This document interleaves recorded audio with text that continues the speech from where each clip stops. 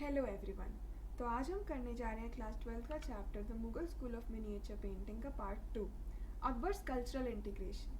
Akbar envisioned cultural integration and commissioned translation of several revered Hindu texts. He commissioned translation and illustration of revered Sanskrit text into Persian. Akbar believed in cultural integration. Akbar को पूरा believe था cultural integration में, and उनका ये था कि Hindu text, जो Hindu mythology text थे जो संस्कृत में थे, उनको पर्शियन में कन्वर्ट करना ताकि उनकी कम्युनिटी भी समझ पाए। The Persian translation and illustrated version of the Hindu epic Mahabharata done this period came to be known as Razmnama.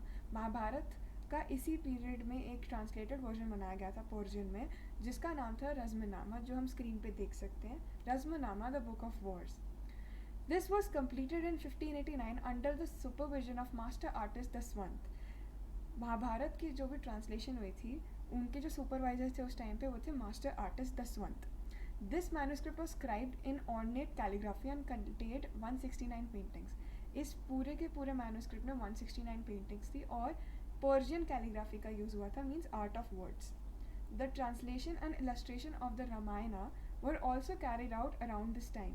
Artist like Govardhan and Miskin were celebrated for their visual of court scenes. जो उनके उस time के जो भी artist थे, Govardhan and Miskin main थे, उनको celebrate किया गया था और उनको अप्रिशिएट किया गया था विजुअल कोर्ट सीन्स बनाने में, बिकॉज वो बहुत अच्छे विजुअल कोर्ट सीन्स बनाते थे। Jahangir.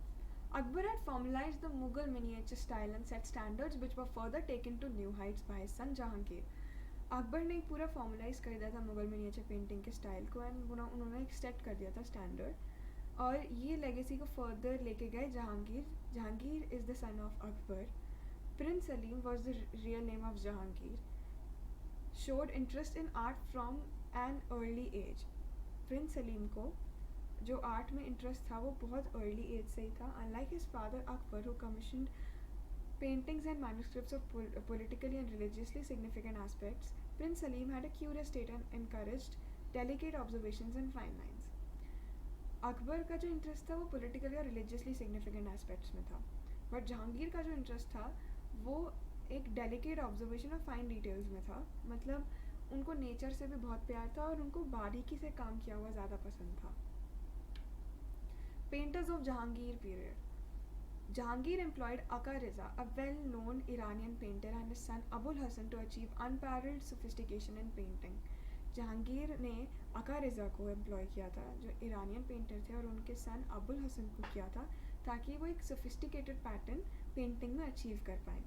Despite the formalized and established imperial atelier of Akbar, the keen patron in Jahangir rebelled to set his own atelier alongside his father's. एक पूरा इम्पीरियल एटलियर बनाया था अकबर ने, पर फिर भी जहांगीर को एक अपना खुद का एटलियर चाहिए था। फादर के साथ ही, मतलब अकबर के साथ ही, उनको एक अपना एटलियर चाहिए था। Prince Salim came to be known as Jahangir, the world seizer, once he acquired the Mughal throne after his return from Allahabad. जब अलाहाबाद से वापस आए थे जहांगीर और उन्होंने मुगल थ्रोन को एक्वायर किया था, तो ही उनका नाम जहांगीर दिया गया था, the world seizer. Tuzuk e Jahangiri. Tuzuk-e-Jahangiri, the Memoirs of Jahangir, tells about his great interest in arts and his efforts of achieving scientific correctness in the rendering flora and fauna that interested the emperor the most. तुजुक-ए-जहांगीरी जो है वो memoirs of Jahangir है, मतलब जहांगीर की पूरी जितनी भी जीवन कथा है, कैसे वो रहते थे, क्या क्या इनको चीज़ें पसंद थी, जैसे उसमें लिखा गया था कि फ्लोरा एंड फौना उनका पूरा इंटरेस्ट था, एंड एम्प्रर की तरह वो कैसे रहते थे, क्या डिसीजंस, क्या कोर्ट सीन्स, वो सब तुजुक-ए-जहांगीरी में लिखा गया है।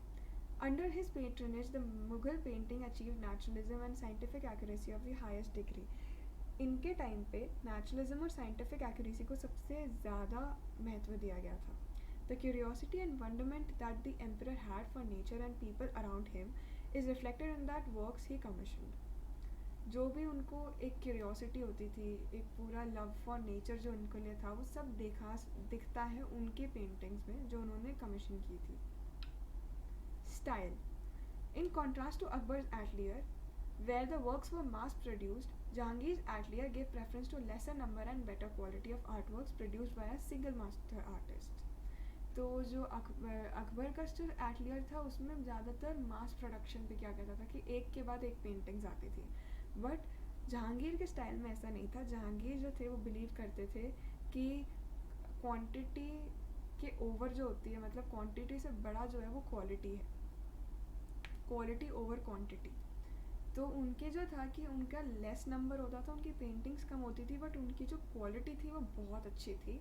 एंड एक सिंगल मास्टर आर्टिस्ट ही उनको बनाता था। The Muraqqas individual paintings to be mounted in album became popular under Jahangir's patronage। जो एक सिंगल पेंटिंग होती थी ना, जो सीरीज़ नहीं होती, जैसे महाभारत एक सीरीज़ होगी, रामायण एक सीरीज़ होगी, बट एक पेंटिंग जो सिर्फ एक सिंगल पेंटिंग होती थी ना, उसको मुराकास बोलते थे। और वो जहांगीर के पेट्रोनेज में बहुत ज़्यादा बनी थी और पॉपुलर भी हुई थी। The margins of the paintings were highly illuminated in gold and embellished with flora and fauna and often poised human figures। जो मार्जिन्स होते थे इन पेंटिंग के, उनमें गोल्ड का बहुत ज़्यादा इस्तेमाल होता था और फ्लोरा एंड फौना बहुत ज़्यादा देखी जाती थी और ह्यूमन फिगर्स भी देखी जाती थी। The war scene, portrait, narrative and story telling prevalent in Akbar's style were overtaken by minute details and refined rendering of lavish court scenes, aristocracy, royal personalities, as well as character traits and distinctiveness of flora and fauna। Akbar के time पे जो चीज़ें famous थी वो थी war scenes, portraits, narratives and story telling जो भी थी।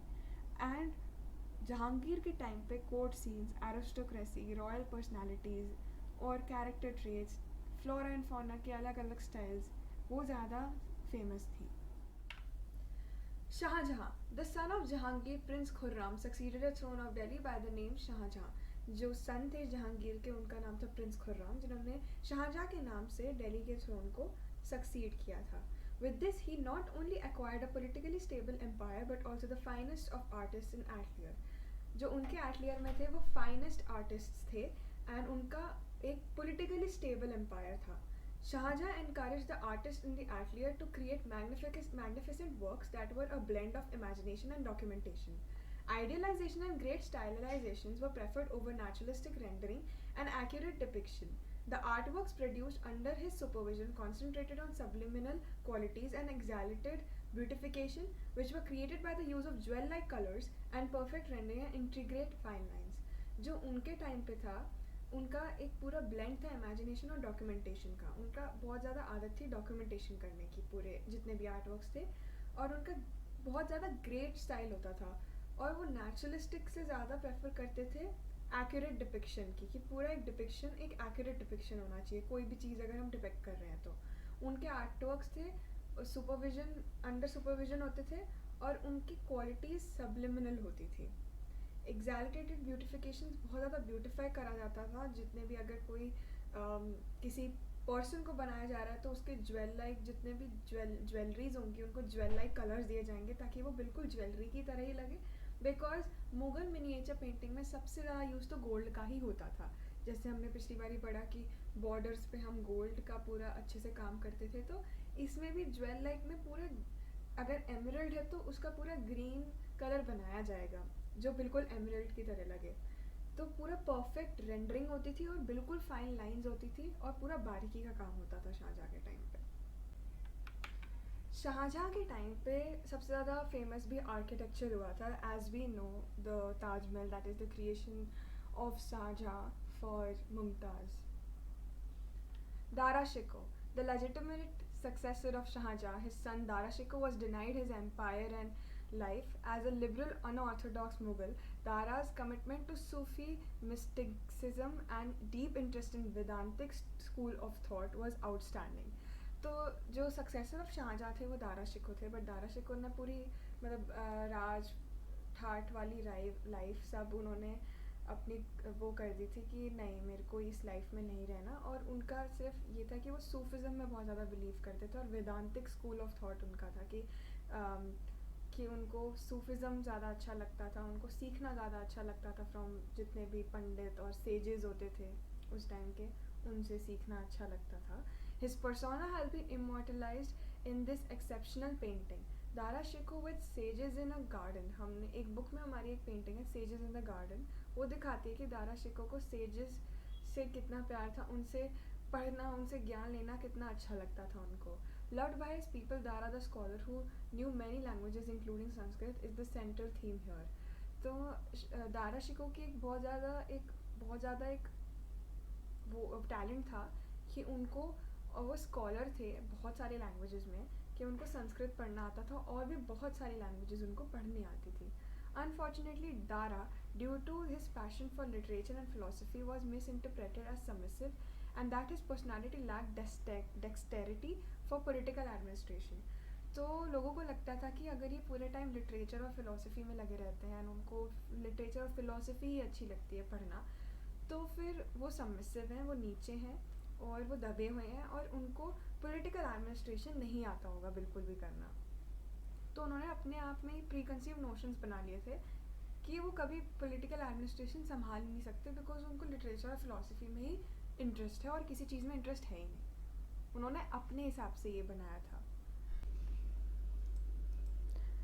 Later Mughal painting. Due to gradual decline of art and patronage, highly skilled artists left the Mughal atelier and were welcomed by provincial Mughal rulers. Although some master workers were produced during the periods of Muhammad Shah Rangila, Shah Alam II and Bahadur Shah Zafar, these were made last flickers in the candle that was the Mughal miniature style. ये जितनी भी paintings बनी थी वो Mughal miniature style की, मतलब last candle, मतलब जब कैंडल बुझने वाली होती है तब की पेंटिंग्स थी. उसके बाद डिक्लाइन हो चुका था मुग़ल पेंटिंग्स का.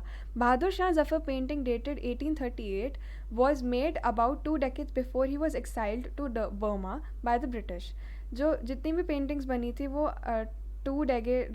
अबाउट 2 decades बिफोर बनी थी. उसके बाद बहादुर शाह जफ़र को बर्मा भेज दिया गया था through Britishers, who were quick to see that no claimant to Mughal authority remains anywhere near Delhi to claim their imperial authority. उनकी अथॉरिटी चलेगी थी दिल्ली और दिल्ली के आसपास से, एंड इंडियन रिवोल्ट ऑफ 1857 का भी फेलियर हो चुका था. He was the last Mughal ruler who was also a poet, scholar and connoisseur. ये लास्ट मुगल रूलर थे जो पोएट भी थे, स्कॉलर भी थे और कॉनेसोर भी थे. Process of Mughal painting. अब प्रोसेस क्या है मुगल पेंटिंग का? For making book painting the following process was adopted. Sheets of handmade paper were prepared and cut to suit the size of the manuscripts. जो शीट्स थी handmade paper की वो prepare की जाती थी जब पेपर को कट करके और उनको पूरा अच्छे से जोड़ के. Designated spaces were left for the artist to fill in their suitable visual composition. पूरा एक बॉर्डर्स बनाते थे और स्पेस भी छोड़ते थे ताकि जो आर्टिस्ट हैं वो अपना एक कॉम्पोजिशन बना सके. Then the pages were ruled and filled with texts. और पेजेस रूल्ड भी होते थे ताकि टेक्स्ट भी लिखा जाए. Once the text was written it was given to the artist who would compose a synoptic visual representation of the texts. Pages पूरा rule बनाते थे, फिर उसके बाद पूरा रिटन भी होता था एक टेक्स्ट, और पूरा स्पेस भी दिया जाता था विजुअल रिप्रेजेंटेशन के लिए भी दिया जाता था ताकि विजुअल रिप्रेजेंटेशन भी हो सके और टेक्स्ट भी लिखा जा सके. The artist would begin from the stage of making the composition तहरा टू पोर्ट्रेट्स, चिहारानामा to the final stage of colouring, रंग आमीज़ी. Colors and techniques of Mughal painting. Mughal paintings were made on handmade paper which was prepared especially for this purpose. The colors were opaque and were obtained from natural sources by grinding and mixing pigments to obtain perfect shades of colors. जो Mughal paintings होती थी वो handmade paper पे बनाई जाती थी, और वो स्पेशली जो हैंडमेड पेपर था वो इसी चीज़ के लिए बनाया जाता था. ओपेक कलर्स यूज़ होते थे जो नेचुरल सोर्सेज से लिए जाते थे, ग्राइंडिंग करके और पिगमेंट्स को मिक्स करके. The paint was applied using a variety of brushes made with the hair of squirrels and kittens. जो पेंट ब्रशेस होते थे वो स्क्विरल के हेयर से और किटन के हेयर से बनते थे. जो वर्कशॉप्स थी, जो भी वर्कशॉप्स थी जहाँ पे वो आर्टिस्ट वर्क करते थे, painting was combined effort of group of artist. वहाँ पे ग्रुप ऑफ आर्टिस्ट होते थे. बेसिक बनाया जाता था, ड्राफ्ट बनाया जाता था ड्राइंग का कि कैसे एक ड्राइंग दिखेगी, और उनका पूरा ड्राफ्ट बनाते थे. देन ग्राइंडिंग होती थी, फिलिंग ऑफ कलर्स होता था, एडिंग ऑफ डिटेल्स भी करते थे, और पूरा डिस्ट्रीब्यूट होकर फाइनल एक पेंटिंग बनती थी. However they may also have been produce single handedly, but एक अकेला आर्टिस्ट भी उसको प्रोड्यूस करते थे. कुछ आर्टिस्ट अकेले भी बनाते थे, ग्रुप ऑफ आर्टिस्ट में नहीं बनाते थे. Types of colours used and made. Some of the pigments and colours achieve from those were vermilion from cinnabar, ultramarine from lapis lazuli, and bright yellow from orpiment. Shells grounded for making white and lamp black from charcoal. Charcoal जो बनता था वो lamp black से बनता था. White जो बनता था वो जो शेल्स होते थे, वाइट शेल्स, उनको ग्राउंड करके बनता था. ब्राइट येलो ऑप्रीमेंट से बनता था. लेपिस लजुली से अल्ट्रामरीन ब्लू बनता था. सिनेबार से वर्मिलियन कलर बनता था. गोल्ड एंड सिल्वर जो थे वो एक्स्ट्रा वर्जन्स डालने के लिए होते थे, मतलब पेंटिंग को और सुंदर बनाने के लिए होते थे. Thanks for watching. Please like, share and subscribe to the Final Frontier of Art Theory and press the bell icon to never miss any update. Thank you.